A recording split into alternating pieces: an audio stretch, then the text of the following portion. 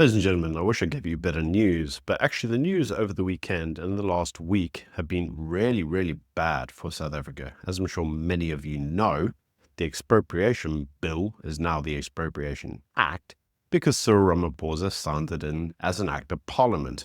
But there's a number of things that we really need to consider before we talk just about the Expropriation Bill, which many individuals have. So let's actually just consider really what's going on. So as all of you know, we currently have a GNU in place. The GNU's two largest parties are the ANC and the DA. The DA has 21% of the national vote and the ANC has 40%.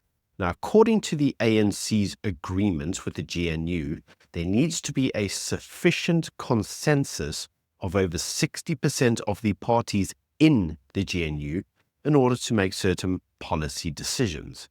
Now, you see, this has actually caused a problem for the ANC because you see, the ANC's alliance partners, COSATU and the SACP, have both revolted against the ANC and basically said that the ANC is betraying the revolutionary agenda.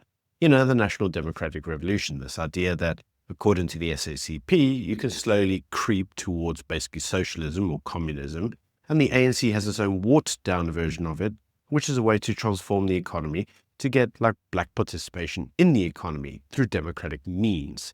Now, whilst they both have different ideas on what the actual doctrine means, both of them are committed to implementing it. And according to the SACP, and to a degree COSATU, because they're aligned, the ANC that is, with the DA, they're actually not going to be able to implement the goals or the aims of the NDR. Because the DA is a capitalist party who aren't a bunch of socialists/communists. Now, this has led to the SACP basically saying that they're going to fight the elections on their own, thus being the next elections, the local government elections, which the ANC is not entirely sure what that will do to its voter base. Will it bleed them further? Will it actually get them support? They don't know. And the problem is they're not really willing to chance at this point. So what they appear to be wanting to do instead is actually to show their alliance partners that don't worry, the NDR is still on track. You can keep faith in us as the ANC. You don't need to go on your own. Trust us, guy. We got your back.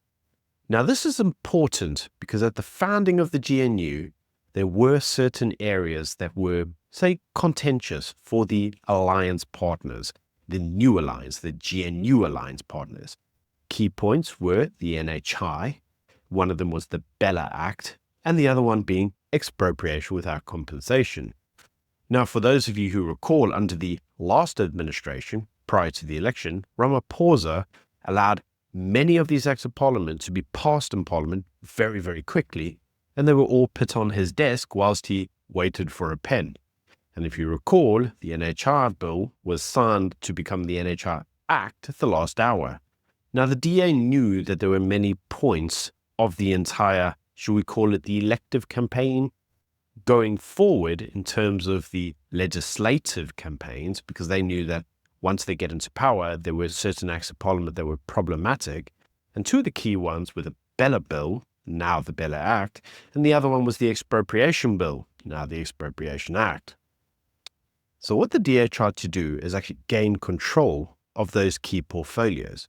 And by doing that, they thought, well, if we control these portfolios, we can basically affect the way that either the legislation is adopted or even the way it's implemented.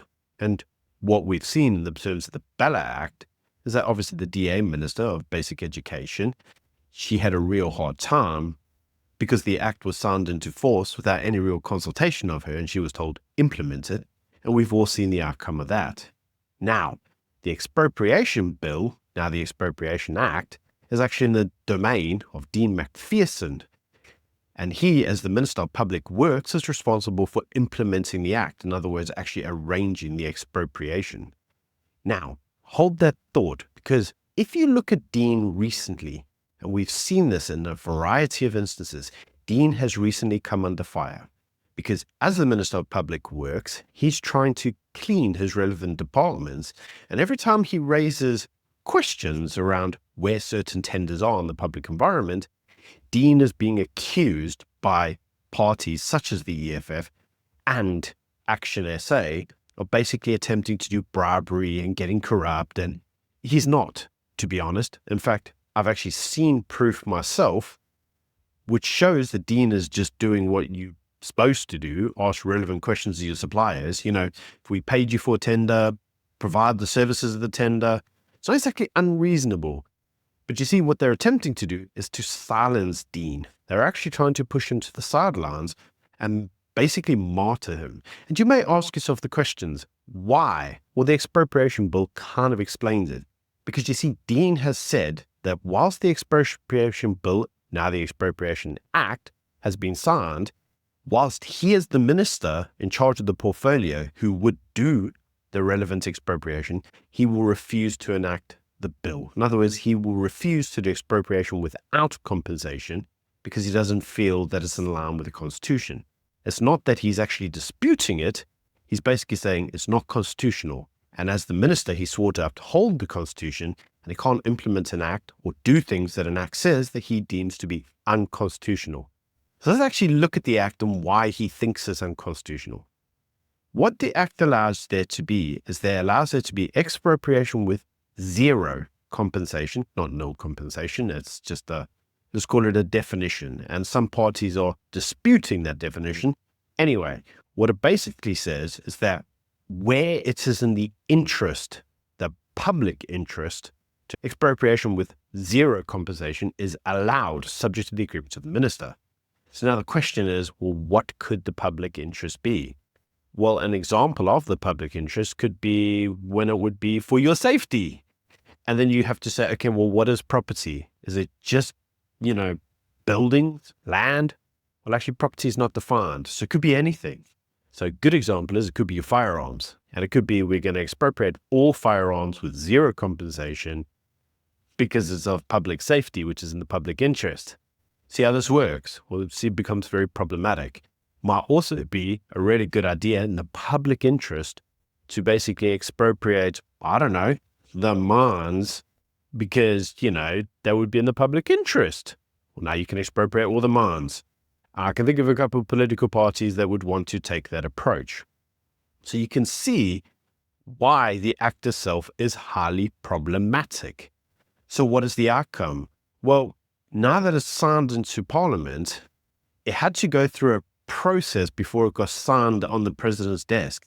And what happened is Dean provided a report to the president that basically says, Parliament's agreed this, but it's not constitutional. You can't sign it as the president. I'm telling you as the minister, there's constitutional issues. You need to send it back for redrafting.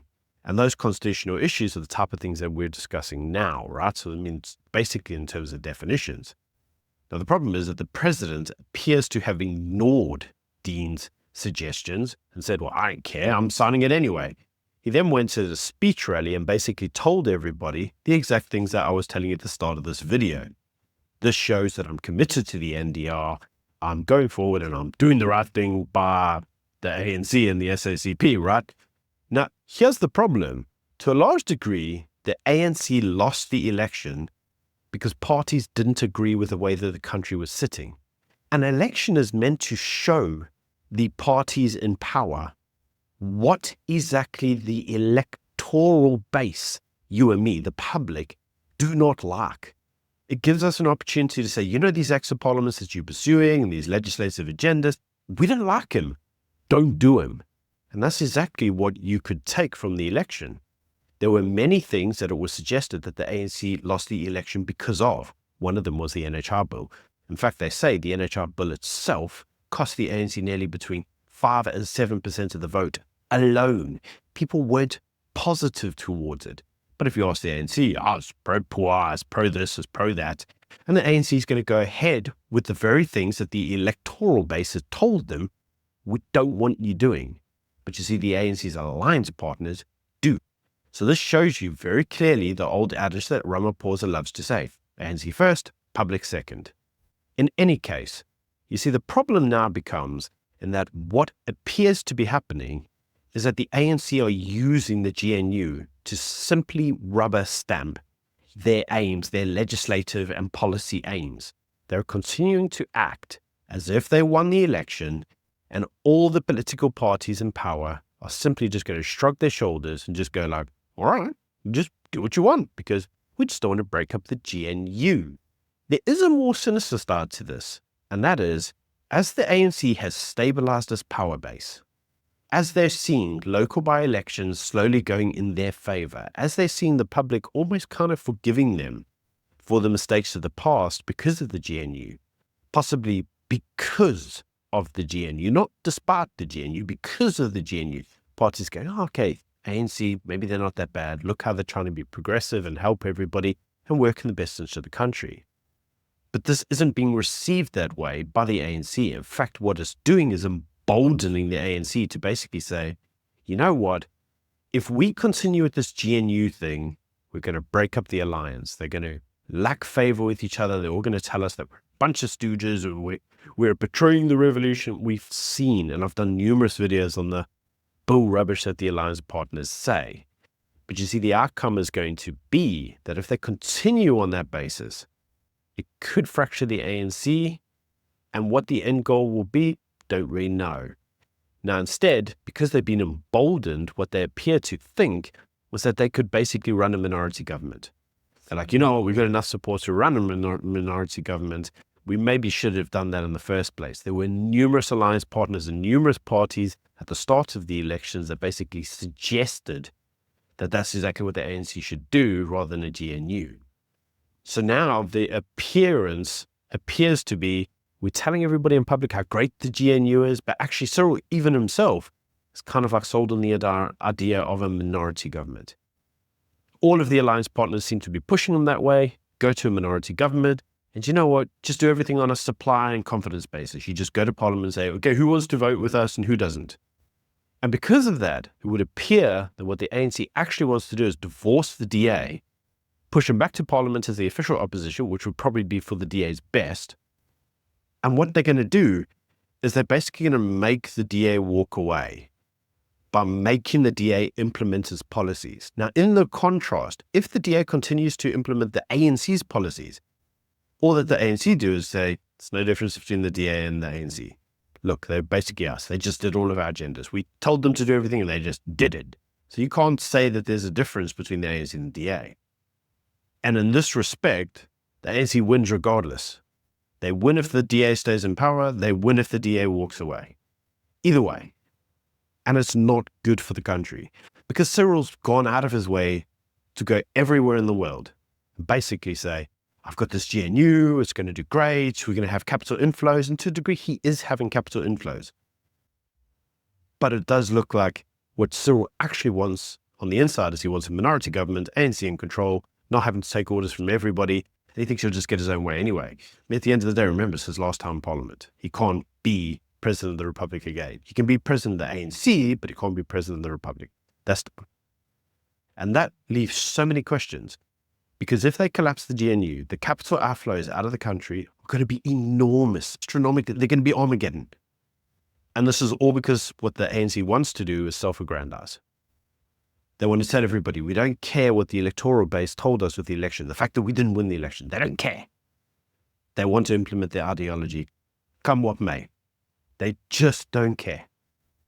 And the expropriation bill shows that, because the international attention that the bill is now receiving is huge. And this does draw other problems for South Africa. It's highly likely that if this continues, the Republican pressure on Donald Trump to kick South Africa out of AGOA come September, the renewal, is probably going to be heightened a lot. There's going to be a lot of radicals in the ANC that are going to want to do some form of expropriation just to test it and see what happens. The relevant minister, Dean, the one who says, look, I can't implement something that's unconstitutional, I don't agree with this. Well, he himself, he's not going to be able to implement it. That's going to cause fractures in the GNU if the GNU doesn't collapse before then. And then you've got to remember that Dean's under pressure and they're trying to get rid of Dean probably for this very reason, because he's trying to safeguard property rights in the Republic. So Dean is now a liability. They have to go after him and martyr him for the cause of ANC ideology. It's really not good. It's actually really, really shameful. And it's showing you that really the ANC yet again, despite losing the election and doing hoo-haws and dances and saying, we've learned from this, we'll do better next time. They're just like a leopard that cannot change its spots. They will not change. Ever. And that's highly depressing. But anyway, that's just my thought. Let me know what you think in the comment section below. Until tomorrow, catch you later. Bye.